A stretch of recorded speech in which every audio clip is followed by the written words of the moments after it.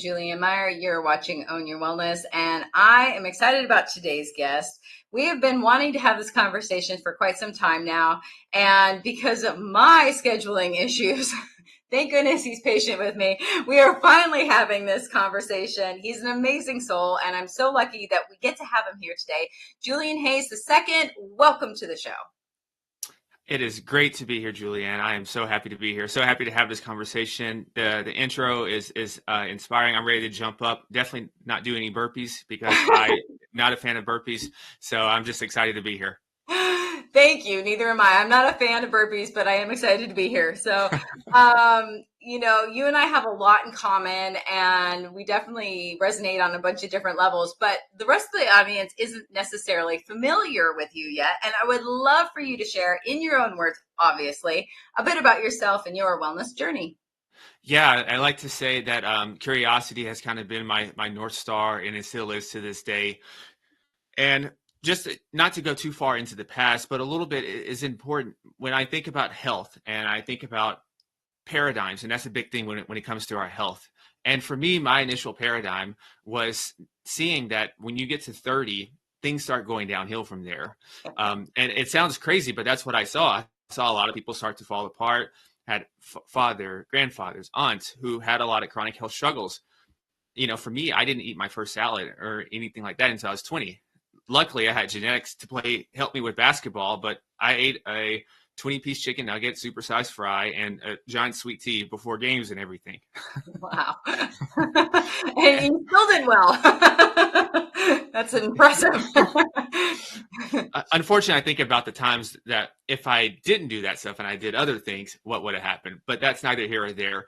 And one pivotal moment while playing basketball, just during the summer, there was an older gentleman who was running up the court with us kids. And he was, this was shocking to me. And I had to talk to him afterward. And some of the advice he gave was very basic. And just like any normal 16, 17-year-old, you're like, whatever. But what he did there was he planted seeds in me, whether he knew it or not. I actually ran into him maybe a month or so ago. And he planted seeds in me. And that started my journey of wellness. Now, initially, it starts, as most men, I can say, it's a very superficial journey. We want to have muscles. We want to try to impress women and everything. But over the course of time, this morphs and changes. Now, this led me to medical school for a year. And during that time when I was in New York City, so many serendipitous moments happening. And I really feel like, not to sound too crazy, that something in my soul was starting to yell more and more and more and more that, hey, man, this ain't it. This ain't it. This ain't it. And it's just going to keep yelling until you're like, okay, I hear you. And so I stopped, didn't go to medical school. And then I just been on this journey of figuring out what's my space, what do I want to do? And recently I've been talking to friends and even business partners of like, what do I want to go on a run for the next decade plus? And so it's all about health optimization, but more importantly, it's about people really seeing themselves as the CEO. Same thing like with the title of the show, Own Your Wellness, like being in charge of yourself, being your own advocate. I'm all about anything. And plus being an entrepreneur, I like when people use words like CEO. It makes sense to me. But I really want to touch on the thing that you said was like maybe a little weird to say, with the whole idea, like your soul's like saying, this isn't it. Mm-hmm. Everybody has had that experience at some point in their life. And if we normalize it a little bit, then maybe people would start listening more and actually maybe change the direction of their life. And the fact that you were willing to do that, I just, props to you, because that is not easy. Once you start on a path, it's like, I'm on it. And I tell you that the thing that's also tough, and probably listeners know this as well, as when you start getting validation for the thing that you're doing, it's really hard to go away from that. So for me, I'm first generation. I'm already the golden child. Mm-hmm. When you get an undergraduate degree and minors and stuff, and then you go to medical school, I'm going to be the king now. I'm going to get crowned. I am literally everyone's favorite. Oh, this is my nephew, cousin. Everybody's bragging on me. Yep. And then to go against that a year later to say, no, I'm not going to do that.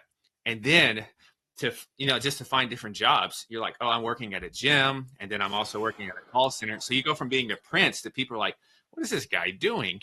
And so it's a very weird thing that goes through there, but it's a lot of lessons in managing your ego as well.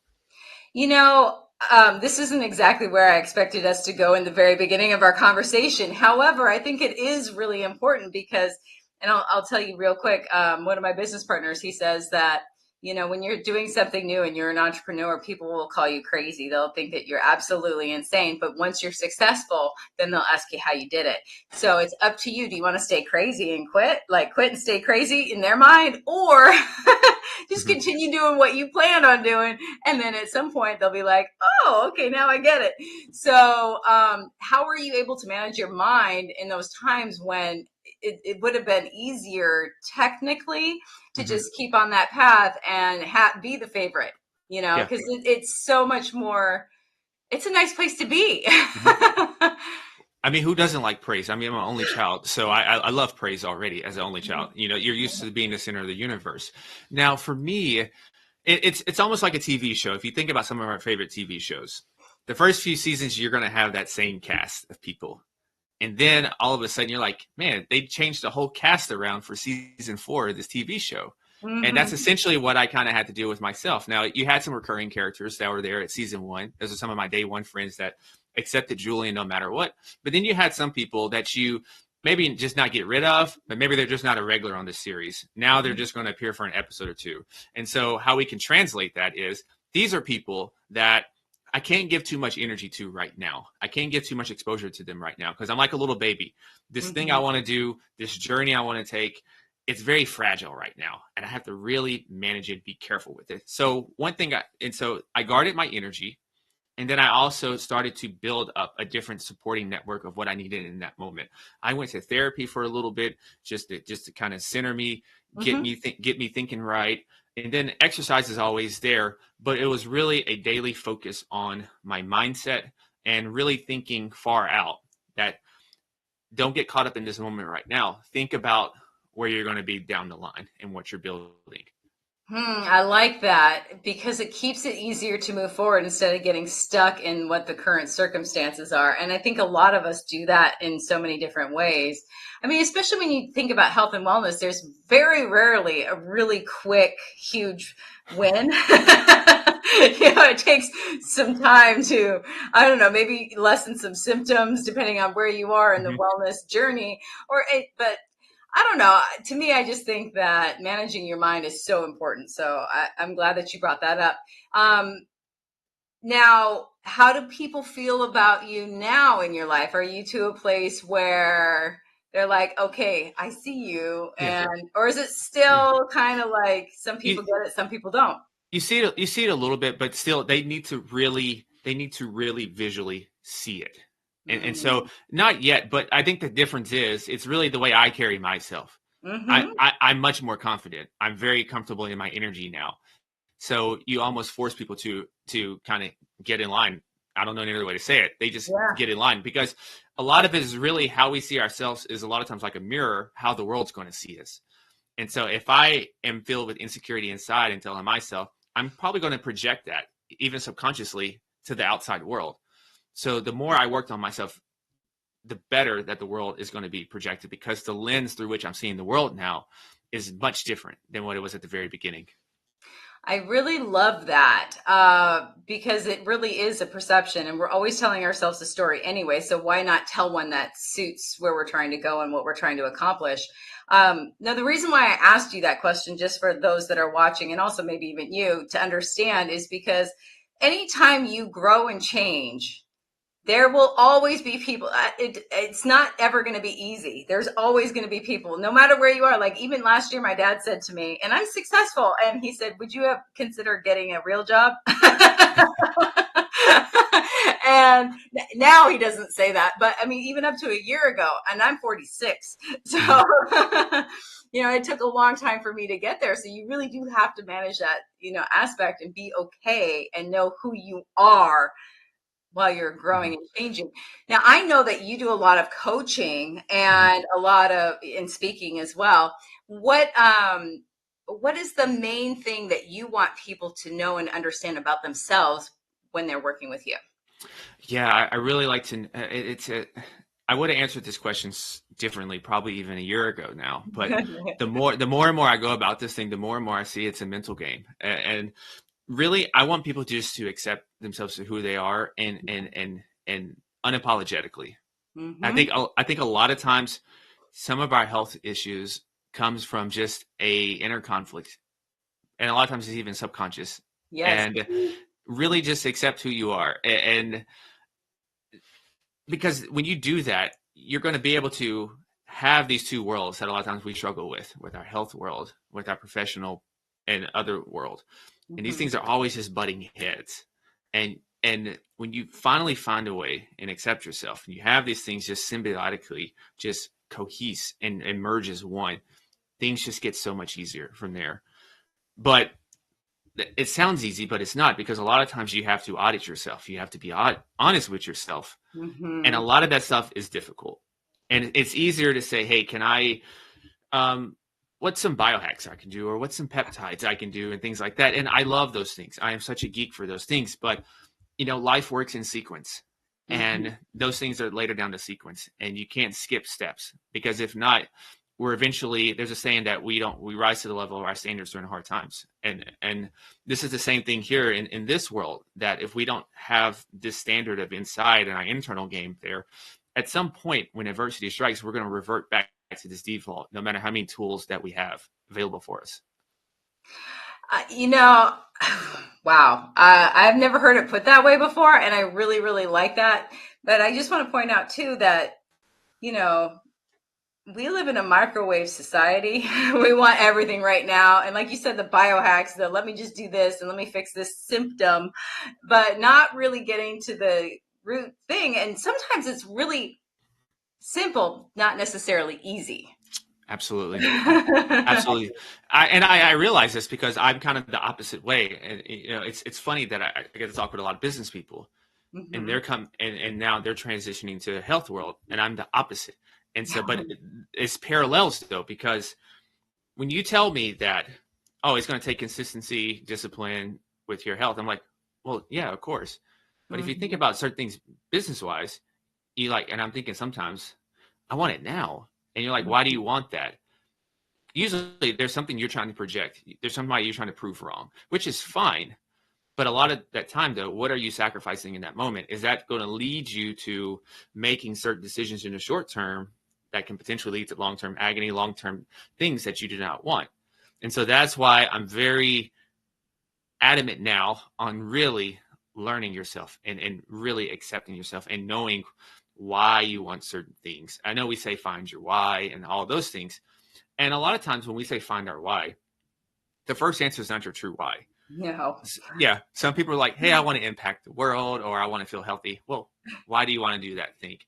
And it's okay to say, hey, I want to feel useful. I want to feel seen. There's nothing wrong Mhm. with that. We are humans. There's Yeah. absolutely nothing wrong with that. And when you can admit that thing, I'm telling you, it's going to be a breath of fresh air. You're just going to feel like this 800-pound thing that's on your shoulders is just going to be let off.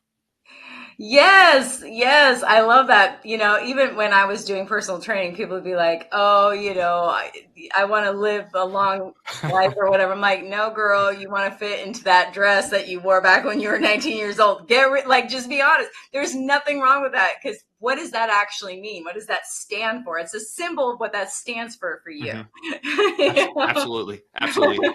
Yeah, very few people are just want like very. I didn't want just broad shoulders, just to have broad shoulders, just because I love the anatomy of the shoulders and how they function. No, I wanted to present a certain image, but then also there's a feeling, more importantly, that comes along with that I equate it to that. And the Mhm. reason why you want to find that feeling is because therefore that's going to help you be consistent and disciplined. Because so when those moments of adversity, when those moments of obstacles come, what you can do now is you can tap into that and tap into that feeling and think about, man, what's this going to feel like when I accomplish this thing? What's this going to feel like if I keep doing this? Because now you're getting emotion Mhm. and not just logic. And that's a powerful combination. Yes, thank you. You are so speaking my language. People always think about like the mental part of it, but never like the emotion. What is that? Like the more senses you can use, like your Mm-hmm. brain doesn't know the difference between reality and not. So like, Yes. the person that practices piano in their brain does just as well as the person that actually practices on the piano. So, it just like to be able to do that, it's so much more powerful being able to use all of it. So I'm so glad you brought that up.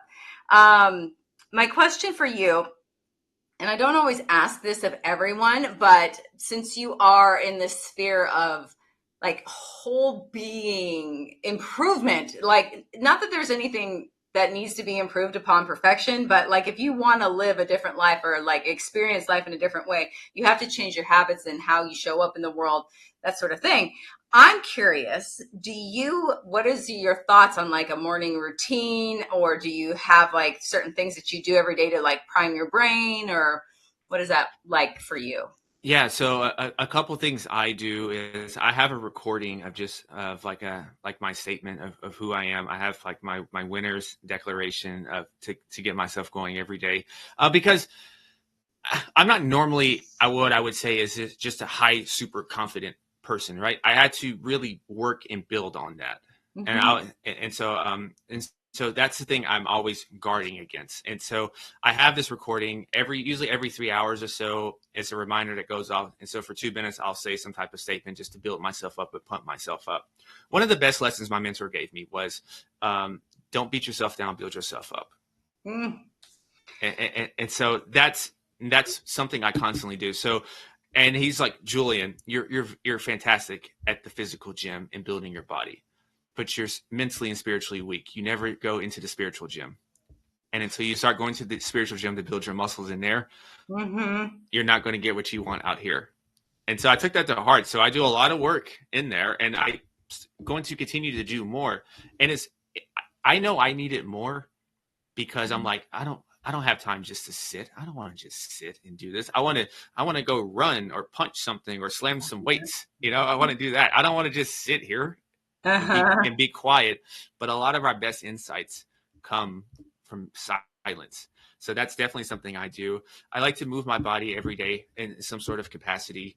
Um, and then I also like to at least read for like an hour a day. Mm-hmm. It can be a combination of that, and it's not even always things related in my industry, but it's things that maybe could be useful that I can Mm-hmm. bring into the work I do. So I would say moving your body, studying, educating yourself every day, and attending the spiritual gym is probably three things right there. I could probably think of a few more, but for simplicity's sake, those are three ones that I think are universal, applicable to everyone. I love that. I'm always talking about, because I focus way more on nutrition versus the gym. Mm-hmm, And my thing is, what are you feeding your brain? What are you feeding your soul? I mm-hmm, mean, we already know that you need to feed your body a certain way. mm-hmm. What are you doing? So I love that you brought that up, because most people aren't even aware of how mean that they are to themselves. Yeah. you And, know? and the funny thing is, there's a fine line between, you know, motivating yourself or challenging yourself. And then you can easily veer into that line of, hey, this is getting kind of toxic. And I don't even like using the word toxic because a lot of people use that. But like, I thought about myself. I said some fairly harsh things to myself. It's one thing to keep yourself accountable and everything, but Mhm. oh man, like some of the things we said to ourselves, I wouldn't even say to the most competitive of my friends because there's just horrible things. So I think that's a good filter that we can have is like, would you ever in any circumstance say these things to some of your friends, even if you wanted to motivate them? And if the answer is no, then that's probably not a good thing to say a lot of times. Or if you are going to say something negative, then at least counter it with 2 to 3 positive things to build it back. So it's almost like I imagine you're at the job and it's time for feedback, and you're going to tell the person, well, you can improve on this and this and that. Normally, you're not going to leave it at that because the person is going to walk out, the shoulders down, slumping and feeling dejected. So normally, if you're going to have something that's maybe not so good to say, then you can at least come back and swing the pendulum back in a more positive direction by adding 2 to 3 things. Exactly. You don't want to leave on that sour note. I mean, it just ruins that relationship too. And I think that that's a really good way. Like, if you think about having a relationship with yourself, are you nurturing that, or are you hurting it? Are you being your own worst bully? And, that's like an entire conversation. But we do need to go to a commercial break. When we come back, we're going to talk to you a little bit more about, and I want you to think about this, like, actually, everybody has some sort of a pivotal moment that everything sort of changed for them, and it could be really small or even big. It just depends on who it is. I'm just curious what yours was or is, or what you're hoping to happen. So think about that. When we come back, you're going to answer. We'll be back in just a minute. Oh, maybe in run.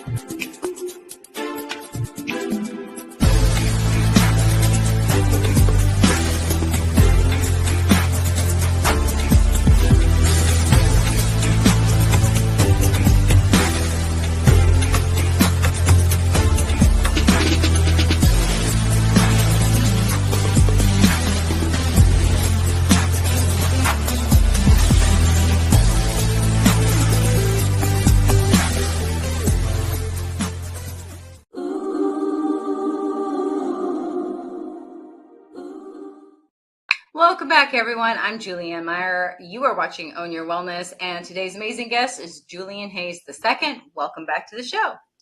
Happy to be here. Ready to get back with it. Yeah, I love that. So,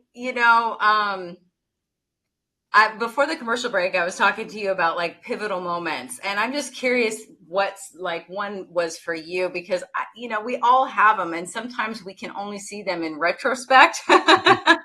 But I'm just, I always like to talk about that a little bit so that people don't feel like maybe alone, or they're like, oh, that happened too, and that kind of thing. So, do you have anything? Yeah, I mean, there's a lot of different ones, but I would say one of the more recent ones is probably it has to do with identity and how you see yourself. And for the longest of times, and I was thinking, man, I don't see what other people see. When people would say, man, Julian's this capable person, and all these bright and glowing things about myself. Mm-hmm. And I almost felt a little uncomfortable. I'm like, are you sure? Some people may say that's a bit of the imposter syndrome, whatever you want to call it. And I thought about, man, why don't I see myself this way? And one of the reasons, and I thought about this, was because being near my hometown for a little bit right now, there's a lot of people who don't see Julian that other people see right now. They still see Julian, little Julian, or the young adult Julian. And so there was this disconnect, and I'm like, wait a minute. Oh, I'm seeing myself through the filter that they see me in. not who I see myself as, and not even who everybody else in the world sees me as. They say these things, and I don't believe these things. Why don't I believe these things? And I thought about, who am I listening to? And Mm-hmm. and so that was a pivotal thing for me to catch that and realize that I'm seeing myself through the lens that some of the people from the old season 1, season 2 that we talked about earlier see myself. And so I'm still, these are reruns. These are not even new seasons yet. And so I need to realize that. And so it's a very small shift, but it was necessary for me, because it gave me the confidence to start even doing things like this more, speaking on camera, because I was super afraid to do these things now. I was super, because I always said, oh, I'm an introvert and I don't got nothing to say, or I don't like my voice, all these little things. And these are such old material that had no relevance right now. And these are things that no one ever said about me, except people from season 1 and season 2.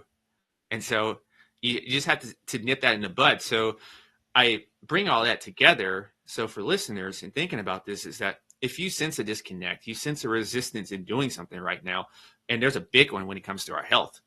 One of the Mm-hmm. hardest things with your health is having people respect the new you. Like, no, I'm not going to eat these foods no more. No, I'm not staying out to midnight.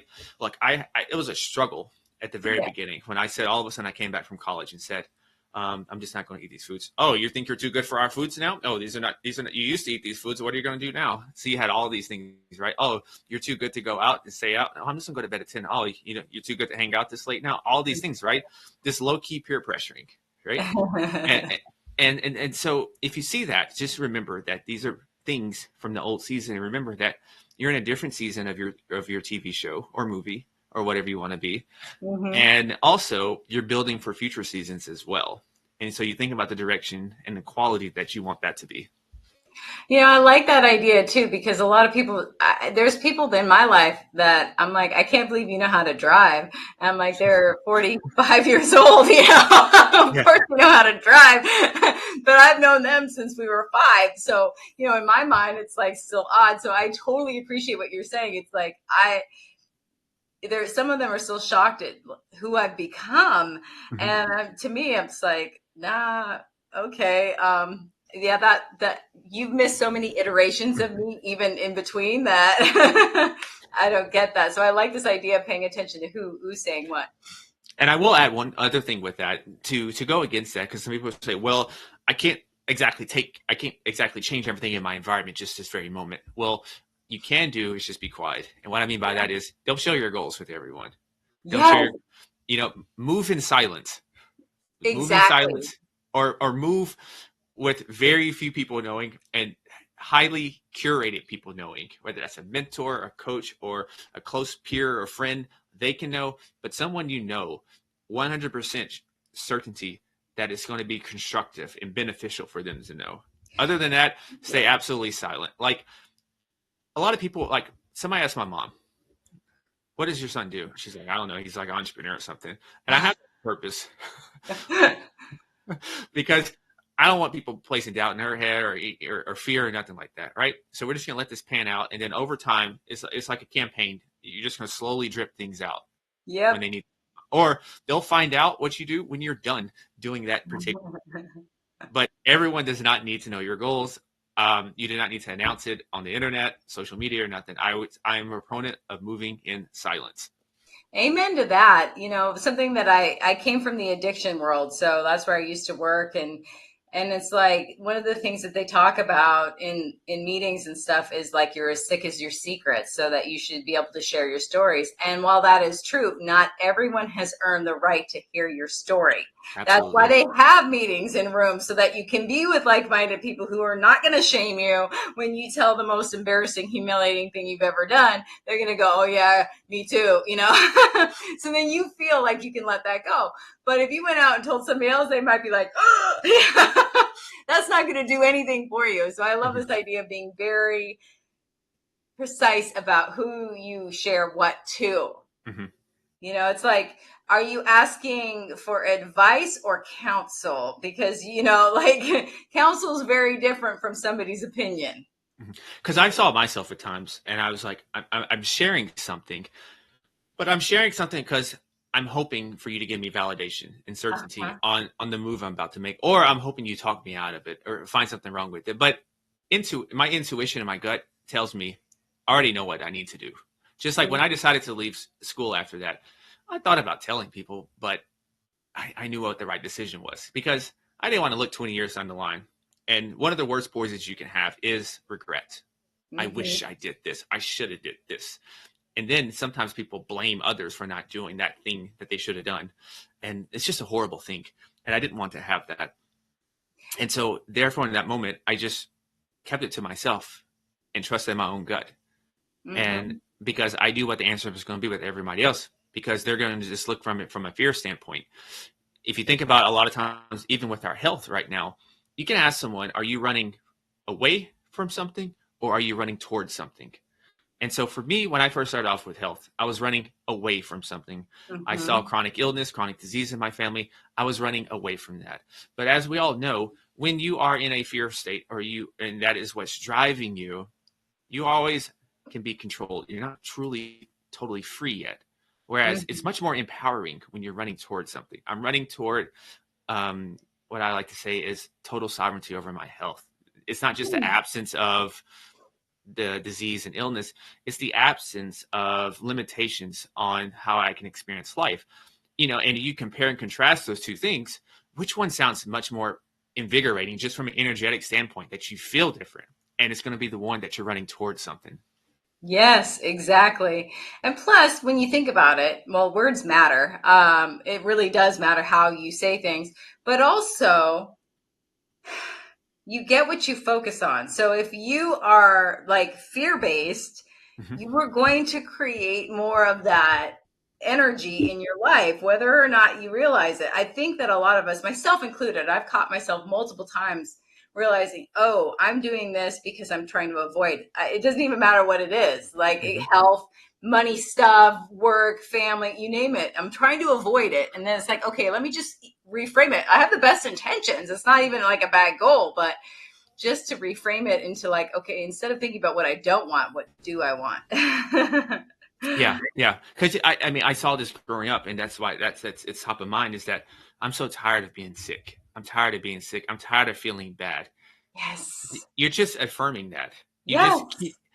it's hard to explain that to someone that's not and I had to give up eventually at some point. But to hear that and say I'm tired of being this, you're literally stating what you are, calling Mm-hmm. more into it, literally calling more into it. And so that's a easy health hack that is free and will never be advertised because you cannot scale this. Monetize. You cannot monetize it, right? But literally speaking and being careful with the words that come out of your mouth. Because if you think about it, these are thoughts and these are feelings, and then these usually turn into the type of actions and inputs that we're going to get out in the world. Yeah, exactly. That's exactly right. It's so fascinating to me how it all ends up working because like we were saying before, it's really simple, but it doesn't mean it's easy. It takes a lot of like really paying attention in that moment and catching yourself. We do this stuff all the time. We're on autopilot way more than we think we are. Like, I mean, I don't know about you, but there's been times I've driven past my exit and not even realized, or just gone straight home without paying. And like, how did I get here? Because I'm so busy somewhere else. I'm not even really where I am at Yeah. that moment. I thought about when I've run a lot sometimes, and there's been things going on the side. Somebody's like, "Hey, did you see that traffic accident?" Or "Did you see the neighbor's dog and all this stuff going on?" I was like, "No, I didn't notice anything." They're like, "You ran by the accident?" I was like, "Yeah, I don't know. I didn't notice it because it's so I'm. This is the same route I normally take, the same time, the same amount of distance." And so it's just on autopilot. And we've Mhm. gotten so it's conscious competence, something like that. And we've gotten so good at it. Same thing with driving, like you said. Um, I've definitely done that. I've missed exits, or I'm driving somewhere and I'm so used to going this way to a certain place that Mhm. even though I know I'm going somewhere else, I end up turning down this road of where I normally go. I've so done that. Oh my goodness. It's funny that, you're talking about this because my very first coach, I paid what I thought was a fortune at the time. $4,000. And I, Mm-hmm. like back then I was on salary. So that was a lot of money because, you know, all Mm-hmm. my pennies, I live in California. It is expensive to live here. But one of the things that I loved about him was he spent 14 years in a monastery. Mm-hmm. And one of the things that they would do is walk the exact same way every single day to the same thing. And the goal was to notice something new and different every time. Something, whether it was beautiful, like it would be a different thing that they were supposed to notice each time. Mm-hmm. But it was like just really being present for that same little walk that they would go on. I thought that was, I mean, it's kind of fascinating how much our brain will fight that too, like just trying to pay attention. Yeah, our brain is sophisticated. It's a great survival tool. It wants to keep us comfortable. So if you think about it, Yep. this is why it's hard sometimes to change with our health habits, with our relationship habits, life habits in general, even when we know it's the thing that we need to do and that we want to do. It's because it's so easy to negotiate with ourselves. You think Mm-hmm. about this, you just need to send that email. You really need to send that email for that opportunity. And you're like, well, I don't know, it's 3:30. They probably won't do it today. I'll wait till 8 o'clock. And then you're thinking about, well, it's the Friday before a holiday weekend. They're probably not going to be in. Then it's Tuesday. Well, I don't know. They just came back from a holiday, so maybe I'll just wait till tomorrow. And so you can always keep finding excuses to never do the thing. And like you said, it's even something that you want. You Yeah. genuinely want it, but it's like you can't. Yeah, and like you said, it's our brain. It's the way it's wired. So it's interesting when you know that, and then you stop shaming yourself for that. You can figure out different ways to work with yourself in order to overcome those natural tendencies that we all have. I love that. So of everything that you, because I know that you do a lot of executive Mm-hmm. work. What is the most common thing that you see that people struggle with in that world? Yeah. Structure with their health. And it's a very weird phenomenon because it's it's a it's a structured when with their professional and as Mhm. and professional life, and you can throw entrepreneurs in there as well. You can throw entrepreneurs in there. They're, to me, they're all the same. Titles are different, a few things are different, right? But to me, most people typically have the same type of problem. One of Mhm. those is structure. It's a simple disconnect. If you think of yourself as a business, that's going to be one huge problem solved. And this is what I mean by that. If we have a business, or even if you're in your career, you're not going to neglect it. Mhm. There's certain appointments, there's certain meetings that you're going to go to. It's a priority. It's on the schedule. You're going to nurture it. You start growing your business. You're probably going to learn to delegate. You're probably going to find support and assistance for it. But you have reasons why. Like, why is this business important? Why do I want to grow in my career? Well, I have a family to feed. I want to do X and X and X. So you just created stakes. You just created why it's a necessity that you do this Mhm. thing. And so it's urgent. It's a priority. And so when we think about our health, we tend not to do that for a lot of reasons. And one of those is because in health, the lever is not going to move that fast. I can be completely sedentary for 2 weeks and I'm not going to notice really anything. Might be Yeah. a little lethargic because I know my body real well, but in terms of visual appearance, biomarkers, and all that, nothing's going to change that drastically in 2 weeks unless I just completely gorge and eat just crap, crap, crap, crap throughout the time. Mhm. So, and if I do this for the whole year, maybe I'll gain a couple of pounds in a total net. Still not a big deal. But then I do it another year. Maybe you start to feel something different. And then definitely if I do it the next year, totally then because things start to change. The dress Mhm. that a girl wanted to get in can't get in. The suit, his favorite suit, he can't get in. He doesn't feel right in it. Those kind of Mhm. things. His energy, things are harder to do than what they used to be. So now it's a problem. It's never a problem until it is a problem. And Yep. so, and so to combat that, to go against that, is to create stakes. Why is this important? Think of your body, think of your health as a business. And so we're motivated by a lot of different things. Some people are intrinsically motivated. So if you need to, we can tap into that dark side a little bit. Think Mhm. about think about this from a competitive standpoint. This can be a competitive edge. You think about your competition, they're slowing down, and you need resilience, you need stamina in business to win. Health is going Mhm. to help with that. Some people, especially the newer parents that have little kids, they always say it changes them. When you have those little ones, it changes you. It makes you start thinking about your mortality a lot. It makes you start thinking about you want to be able to play with them in 10 years and see grandkids and stuff like that. If that's the case, really channel into that, sit in that. And so what I do is say, hey, think about some activities you like to do now at, say, 40. If you like to ski, you like to do all those things. And then I want to fast forward to when you're 85, 90 years old. What do you want to be doing then? Well, hopefully I want to see my grandkids. Do you just want to see your grandkids, or do you want to participate and play around with them? That's two totally different things, right? So that's a change there. Do you still want to be active? Yes. What are you doing? How does it feel? How do you look? How's the environment around you? So we're really painting a very vivid picture of of what health looks like, because being healthy, optimal health looks different for all of us. What I think is optimal health is probably different than probably my cousin, because we want to do different things with our life. But we get really clear on what race we want to run. I like that. And now we can start bringing in the tactics. So essentially what we're doing is you do a lot of preliminary work at the beginning. You're slowing down, you're accumulating data, and now you can speed up. And then also now you are also not going to have so many roadblocks because you already thought about some of these things. And so, so that's why I love health data, but it needs to be used in the right sequence. It needs to be used in the right context here. And so that's usually the thing. Now and that's a deeper reason. You can always point to, they eat, their nutrition's not good, they don't exercise enough.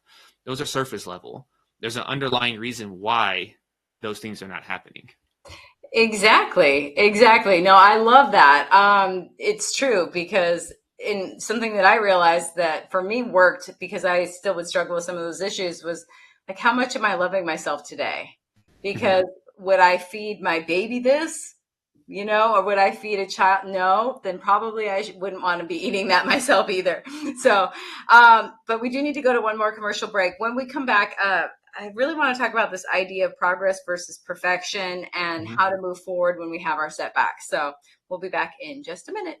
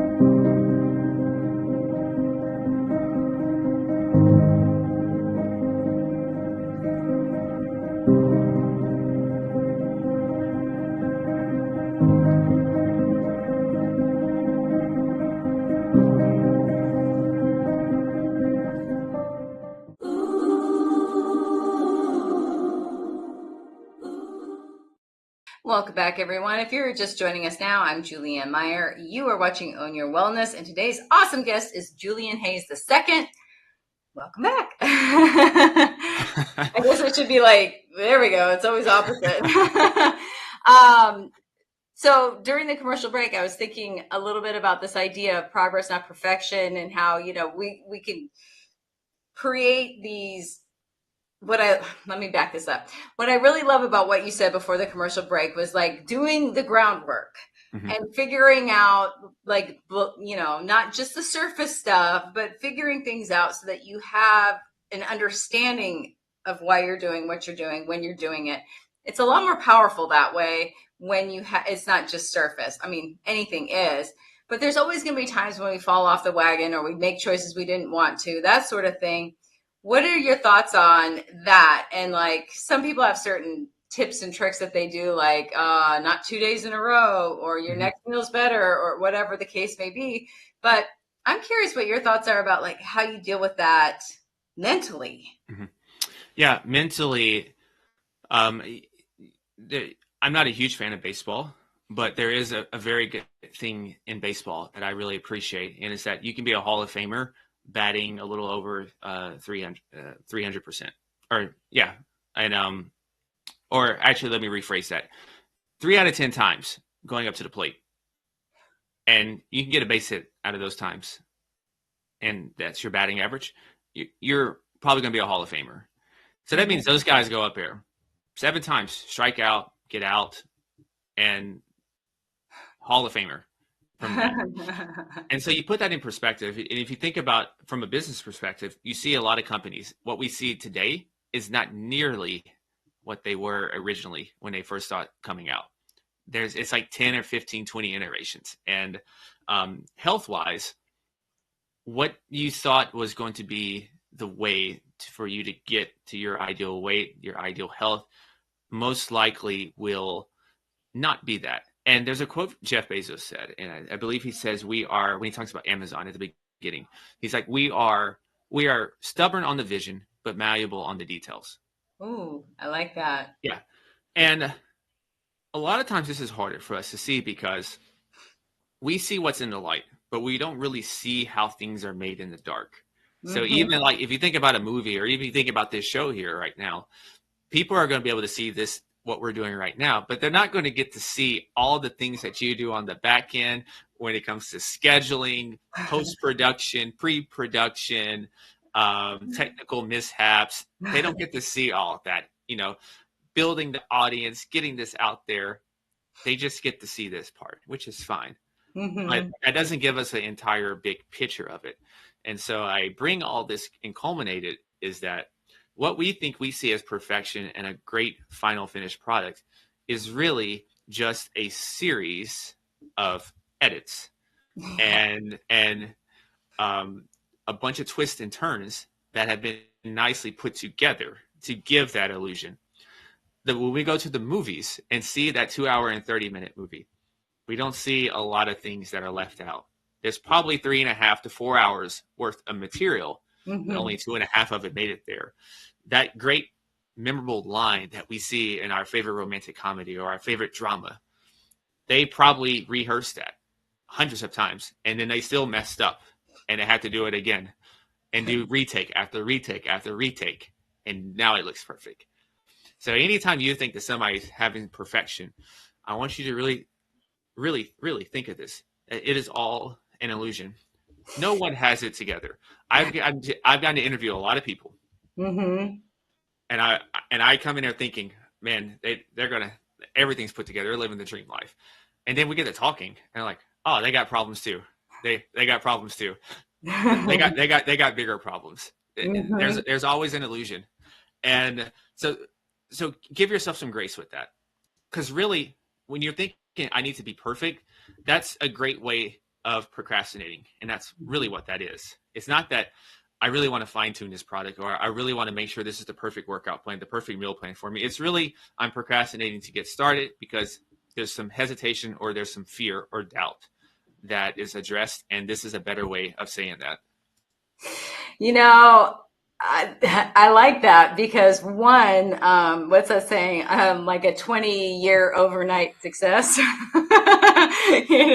Like people think it's just like that little section, like you said. So I love that. But it's true because as you grow and change into that person that needs to be who they need to be in order to achieve whatever goal it is, the way you get there is absolutely going to change, whether it's business, whether it's wellness, whether it's your relationships. I mean, it does not matter. it's like you said, it's never going to look, you just need enough to get going. And the other steps they'll figure themselves out as you keep moving. Yeah. I mean, to me, that's one of my purposes, or what I say is the purpose of life, is simply life is just about constant growth and evolution. It's just as simple as that. Everything's evolving and growing and changing. The more we try to resist with that, usually the more annoyances, frustration that we're going to get. And things are still not going to change and on our end, but they're still going to change out in the world. So it's just a part of life of accepting and surrendering. Yeah, and what I'm hearing you say too is because a lot of people are like surrender. I'm not. Well, no, that just basically means like this is what it is, and I'll do what I can with what actually is, instead of denying what is really happening. Yeah. Well, usually when you hear surrender, because I had that thing as well. It's like, what do you mean you want me to surrender? I'm not surrendering. I'm a fighter. Yep. And so when you do that, really you're blocking. You're having resistance. And that's the thing. There's a great book. I forgot the author's name. It's called Letting Go. And there's another book by the same authors, and it's Power versus Force. And they talk about these kind of things. Oh, I'm reading Power versus Force right now. That's so funny. That's so funny. Yes. Yeah. So those types of concepts in there are in there. And so, because usually when you start to surrender, now you can actually allow yourself to receive these things that you actually want. Exactly. That's kind of like that resistance. It's you become blind to options and opportunities and things that are in front of you because you really can't even see it for what it is. So yeah, of course things are going to become more stagnant. Now I really like that.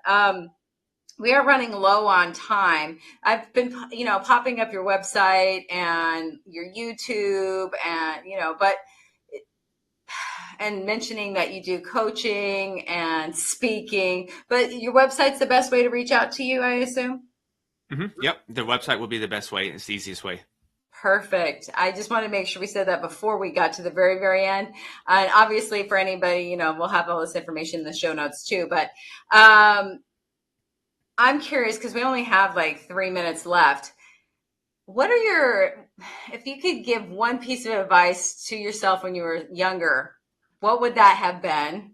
And then also anything else that you want to leave with the audience. Yeah, it all ties together. It's my friend was one of my friends is a rapper. I think he's retired now, but he's a rapper, and so you're always going to get a lot of good quibs and bars as they call it. And so one of his things was do it for the intention, not the attention. Ooh. Oh my gosh, I love that so much. It's funny that you would say that because just yesterday I was talking to somebody and they were talking about how there's so many people behind the scenes, and that do you want the attention or do you want the money? Because we were talking business, but it was interesting. Like, what is the actual purpose behind what you're doing? Absolutely. It all comes back down to, like you were saying before, like, are you okay in yourself? Because if you're strong in your own beliefs and that you're on your own right path, you don't need that external validation from other people. It's nice to get, don't get me, I've never turned it down, but somebody very sure, I don't know if you know who he is, he's considered the ambassador of joy. And his dad used to say to him, and I love this, I don't know where it came from, but if you let compliments go to your head, you let insults and complaints go to your heart. Yeah, there was a football player in the same thing. I think it was Sean Payton, and I think the Saints were undefeated that year. They're like 12-0 or something, and he said, "Don't eat the cheese." And so basically, don't believe your hype. So neither way. So don't believe you're as good as you are, and don't believe you're as bad as. Don't believe you're as good as people say you are, or as you're bad as people say you are, and just stay neutral. That's kind of how I think of it. Exactly. Not better, not worse. Just you're magnificent, you. Perfectly imperfect. Well, that is pretty much all the time that we have for today. We do have about a minute left. Where are you located? Just out of curiosity. The great state of Tennessee, in Nashville. Ah, Nashville music. I love it. And so are you willing to travel to speak as well? Absolutely. Any excuse I can get on an airplane, I'll do it. Amen to that, as long as it's not, super cheap. Although I'm flying to Denver in a week, and my tickets were round trip $95. I'm like, hey, I'll take Oh yeah, it. that's good. That's good. But anyway, that really is all the time that we have for today. Once again, Julian, it's so weird to say almost the same name as mine. It has been an absolute pleasure. I'm so glad that we finally had the opportunity to have this conversation. And thank you so much. And guys, reach out if you have any questions, and you can reach out to me. I will definitely put you in touch with Julian as well. So everyone, that is all the time we have for today. We'll see